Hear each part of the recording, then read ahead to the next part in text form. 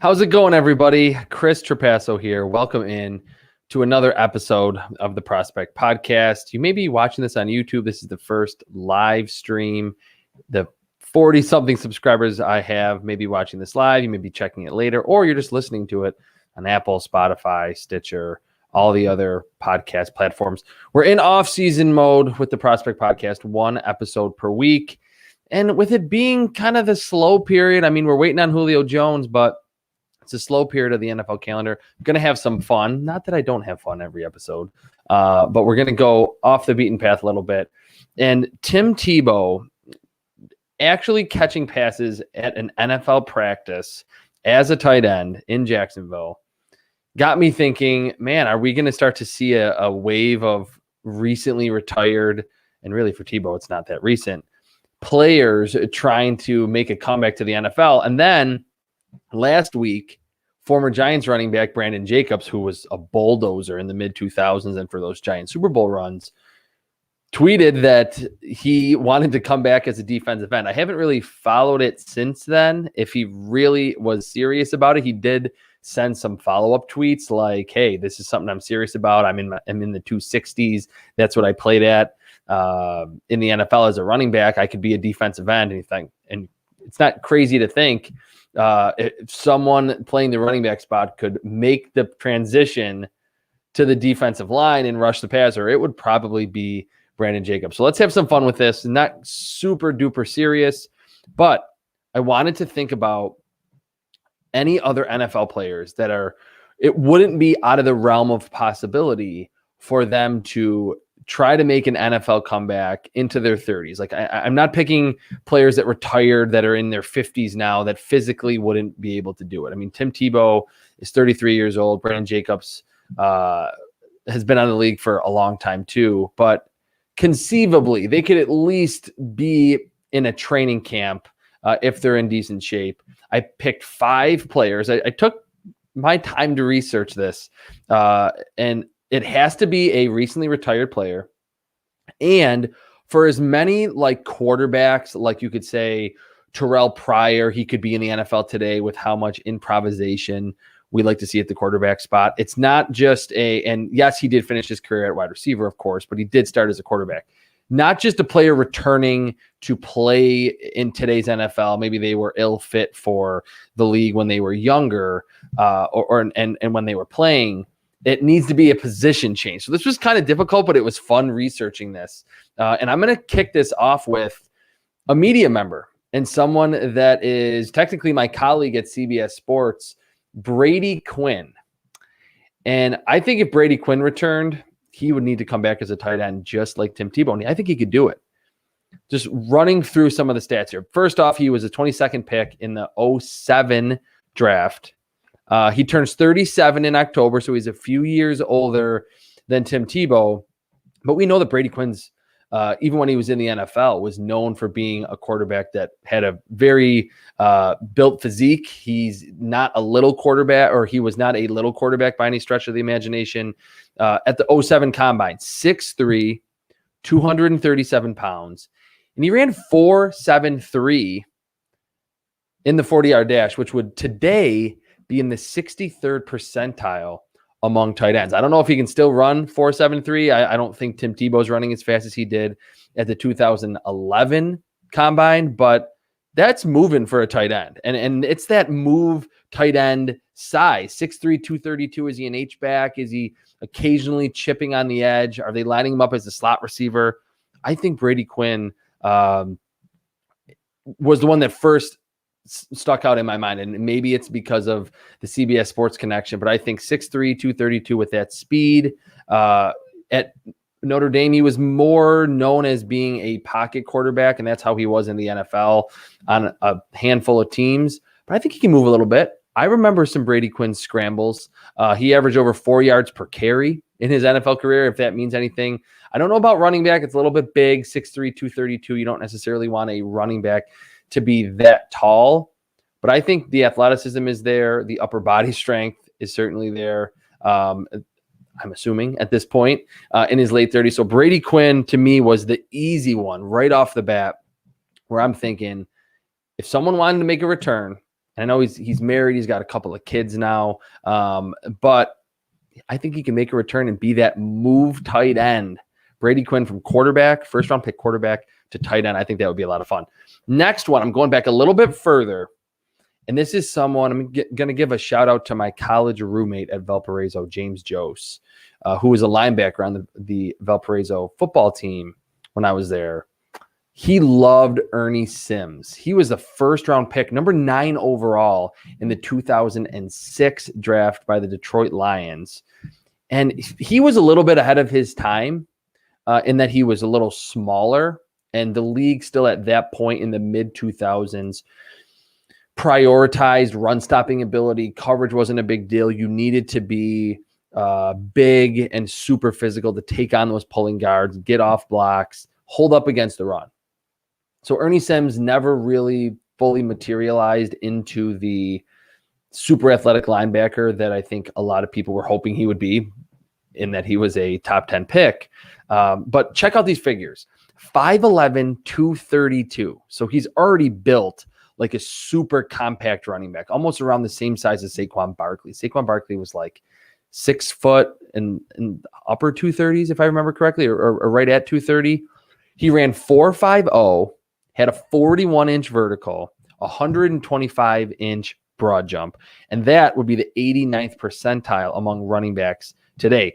On mockdraftable.com, one of my favorite websites during the pre-draft process that helps you track athletic testing figures and comparing them to percentiles among the last 20 years of the combine, and then seeing players that those workouts are similar to. Here are some comparables for Ernie Sims. Oh, by the way, he's a running back. I don't know if I said that already. 5'11", 232 with that kind of speed and explosion. This is a boulder of a back that's really explosive. Some of the top comparables for him, there were some backs that didn't necessarily turn out, but Nick Chubb, Saquon Barkley, and David Johnson all had similar workouts at a similar size to Ernie Sims, 5'11", 232. He turns 37 in December as well. He hasn't played since 2013, so it would be a while, but we know Tim Tebow hasn't taken a snap since 2015, and it's been a long time since he's been on the field. And, of course, the connection to Urban Meyer was the huge reason why Tim Tebow is taking part in OTAs right now and will probably get some reps during training camp and maybe even the preseason at tight end in Jacksonville. But I don't know if Ernie Sims has any more connections in the league from his time in Detroit, but I think Ernie Sims could be a running back. I mean, he had 2 mirror running backs just behind the line of scrimmage, just past the line of scrimmage. I think he would have the athleticism. I remember watching him early in his career. He looked like, again, someone that in today's NFL, if he came into the league 5 or 10 years later, would have been a really, really good player for a long time. I believe he had some injuries too.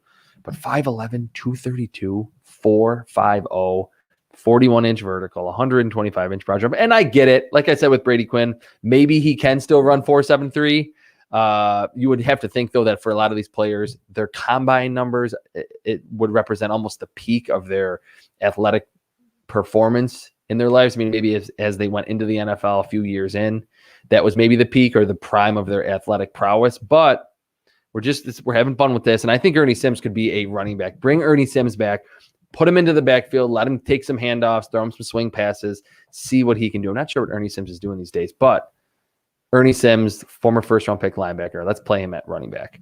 My third selection, Greg Little, the former Browns wide receiver, as a safety.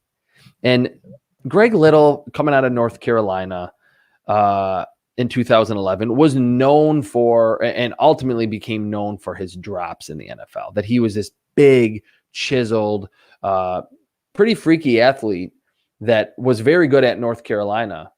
But he ultimately just had troubles catching the football. And people like Matt Harmon of BackyardBanter.com, formerly of Yahoo NFL, or actually maybe he's still doing Yahoo stuff. I'm not totally sure where everyone's at these days, especially in the off season. So I apologize if Matt Harmon is still doing stuff at Yahoo, but I know he's doing a lot of reception perception stuff, which is awesome. He was the one that I think pioneered the thought that we overrate drops. That even if someone like Greg Little is dropping the football 6-7 times out of 50, 60, 70 targets. It's not that big of a deal, and we shouldn't downgrade it that much. But I do remember, and you probably do too if you're listening, that when Greg Little would make a couple of plays in Cleveland, he would seem like every other play he was dropping the football. And that was a big reason why he didn't last in the NFL. He 6'3", 231. I think that would be a menacing, like Cam Chancellor type of safety. I don't think he would be the next Cam Chancellor if he played safety. He ran 4.51. He had a 40.5-inch vertical and a 3-cone of 6.8 seconds. So he can really move in a straight line, and the short area quickness is outstanding. What's crazy about Greg Little is that he hasn't played since his age 25 season, which came in 2014. He played 3 years in the NFL. And he made some plays as a wide receiver. So we know the ball skills are there. But maybe, we always hear about when a cornerback drops an interception, we hear the low-hanging fruit of the commentary is, oh, that's why he plays corner, because he can't catch. Well, what about a wide receiver that had drop issues that could play safety? He would automatically have better ball skills than 90% or 95% of the safeties in the league, or so you would think. I mean, he's caught a bunch of passes in the NFL. He had 61 catches as a rookie in 2011. So I think Greg Little as a big menacing in the box safety would be a lot of fun. And this one is not completely crazy because, and wait a minute, none of these are crazy, but this one seems like to be the most plausible because he's not that old. He hasn't played in 6 or 7 years, but he was only 25 when he stopped playing in the NFL. This was not someone that got beat up all the way 8, 9, 10, 11 years in the NFL. He played 3 or 4 seasons and then was out at 25. On Mock Draftable, just to get some perspective on what Greg Little, the former wide receiver of the Browns and the Bengals, where he would line up athletically and size-wise, 2 safeties. On mockdraftable.com, Derwin James and Jeremy Chin are 2 comparables to him. They're a little bit further down the list.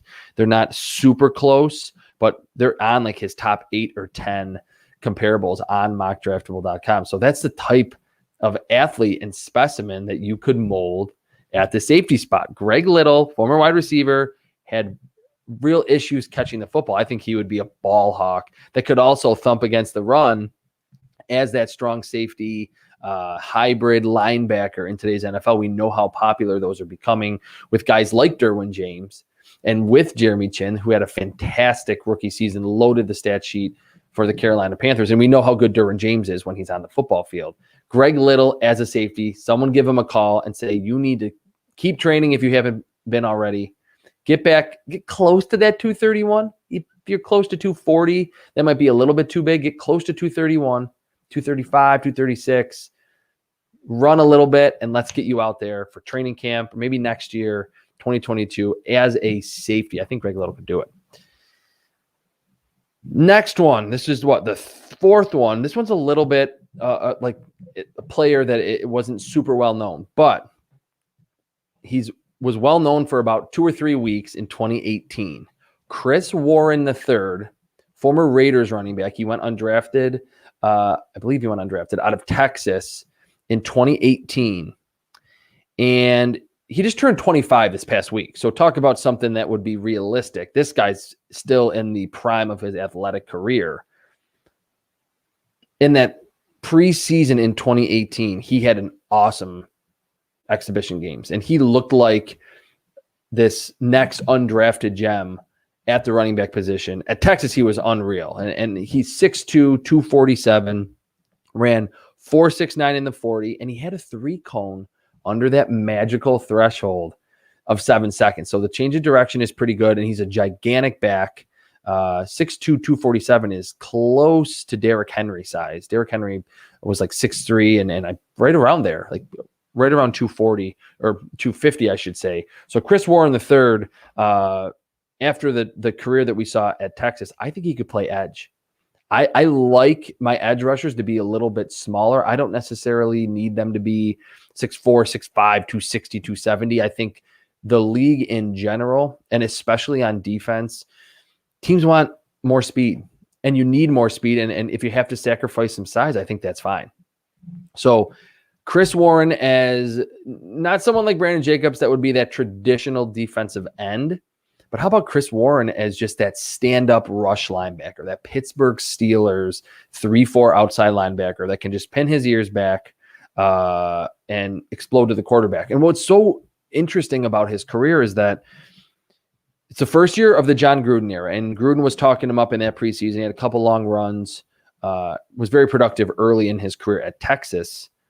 But then he hurt his knee, and he never ultimately played in the regular season. He got waived, and even before the 2019 season got waived. Never took a regular season carry. And it was only 2 or 3 years ago. So I think Chris Warren, if Brandon Jacobs can do it, if Tim Tebow can do it, a 25-year-old, 6'4", 247, high-caliber athlete, has NFL bloodlines. His dad played in the league and was a good running back for a long time. I think Chris Warren could be an edge rusher, could be that rush linebacker around the corner. Let's get him signed up. There's a lot of pass rush needy teams still in the NFL. Melvin Ingram's still out there. There's a bunch of guys that haven't gotten signed. They'll probably get signed before Chris Warren, but let's get it out there on Twitter. Get Chris Warren to listen to this podcast to inspire him to become an edge rusher and join the end and say, hey, I'm back. Post a video on Instagram, on Twitter, running around some cones, bench pressing, doing a 40-inch vertical, whatever it may be, to get him back onto the field as an edge rusher. And before I get to my last one, of course, any of these players would make more sense for them to just come back at the position that they already played in the NFL and played their whole lives and played in college and were the reason why they got drafted. But just Tebow and Jacobs made me think of this fun idea. The last one, we're going to go back to one a little bit older. So we're going more of the Tim Tebow, Brandon Jacobs route here. Dominique Rodgers-Cromartie as a wide receiver. It's a wide receiver league today, and every team needs 3, 4, 5 good wide receivers, or the best teams, the Tampa Bay Buccaneers, the Chiefs, the Bills, the Rams have a bunch of good wide receivers. And especially with the Seattle Seahawks, Julio Jones speculation, like they have DK Metcalf, they have Tyler Lockett, they still want Julio Jones. You need at least 3 good ones. It's hard to find a team that is amazing moving the football through the air that doesn't have 3 really good wide receivers, like almost household names. So Dominique Rodgers-Cromartie, first round pick. I didn't write down what year it was. I want to say 2008. He just turned 35, so he's up there in age, but he was in the NFL in 2019 with the Washington football team. So it's not like someone that's been away from the game for that long. It's not been long at all. Tennessee State Pro Day, he ran 4.29. And okay, it was a pro day, but ran 4.29. 6'2", 184 pounds. So it's kind of a unique, almost Devontae Smith type of frame, but Devontae Smith was still the number 10 pick in the 2021 draft after all that speculation about him being too light and teams were going to be afraid of that. They weren't.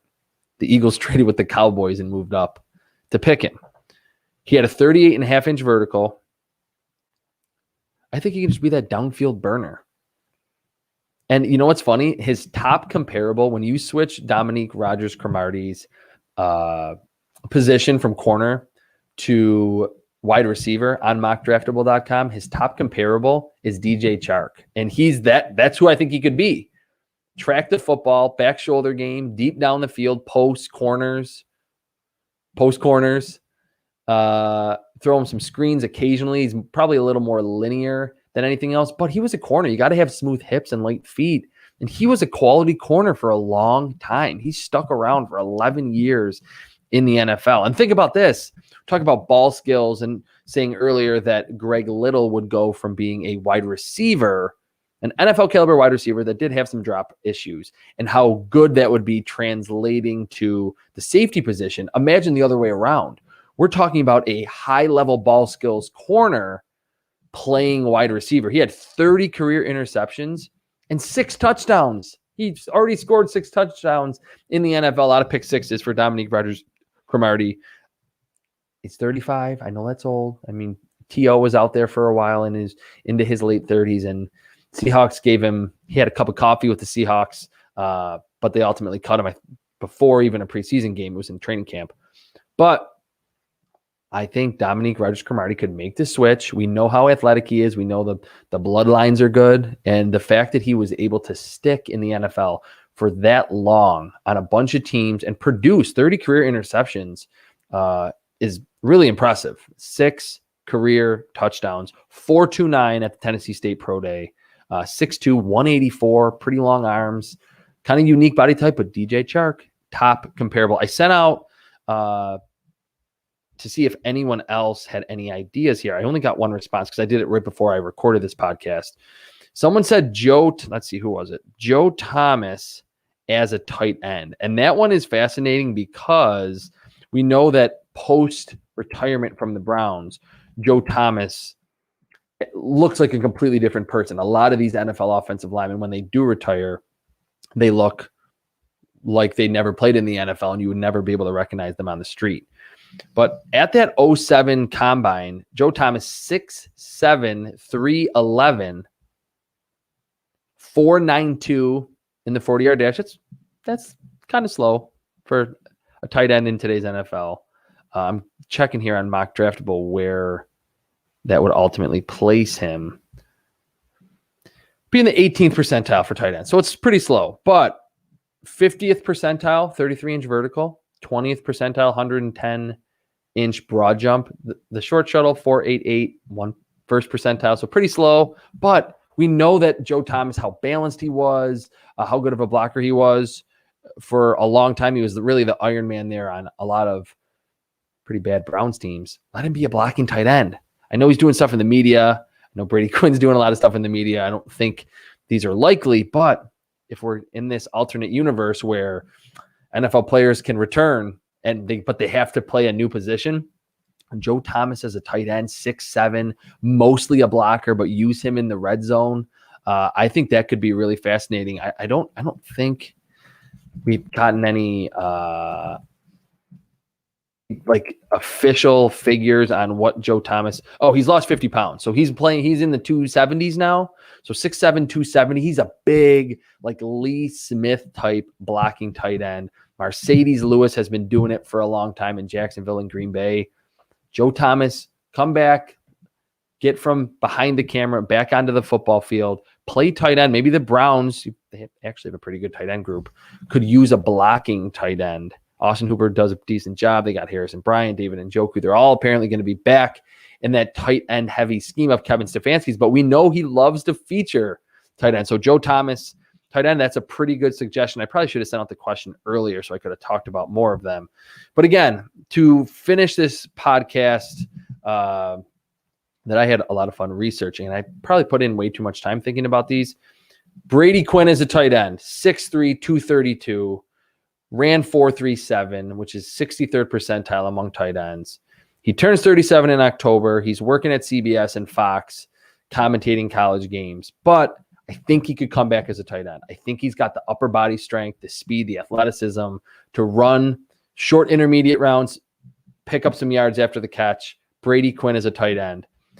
Ernie Sims, former Lions linebacker, as a running back. Similar mold athletically and size-wise to Nick Chubb, Saquon Barkley, and David Johnson. I think the athleticism is there, the twitch, the vision to kind of sift through the traffic and understand where he needs to go. Ernie Sims, number 9 overall pick in the 2006 draft. He also turns 37 in the fall. I think December. He could come back as a running back. Then Greg Little, former Browns wide receiver. Let's get him back as a safety. An in-the-box hybrid safety linebacker, 4.51 in the 40, 40.5-inch vertical, 3-cone under 7 seconds. Had problems catching the football, but I think he'd be an awesome ball hawk hybrid linebacker safety in today's NFL. Chris Warren III as an edge rusher, a stand-up rush linebacker, 6'2", 247, 4.69 in the 40, 3-cone under 7 seconds, and we know for edge rushers, if you listen to this podcast, if you follow me on Twitter, I want to see a 3-cone under 7 seconds if you're a top edge rusher prospect, unless you're gigantic, unless you're 6'6", 270. But Chris Warren could be that 6'2", 247 outside linebacker that just rushes the passer. And he was just in the NFL in 2019, so it's not a crazy leap for Chris Warren III, former Then Oakland Raiders running back, now Las Vegas Raiders, of course, play him as an edge rusher. And then last but not least, Dominique Rodgers-Cromartie, former cornerback, first-round pick, played on a bunch of teams in the NFL, 30 career interceptions, 6 career touchdowns, top comparable on mock draftable DJ Chark of the Jacksonville Jaguars, 6'2", 184, 4'2", 38.5-inch vertical, explosive athlete, and we know corners have to be good in the short area quickness part of the game.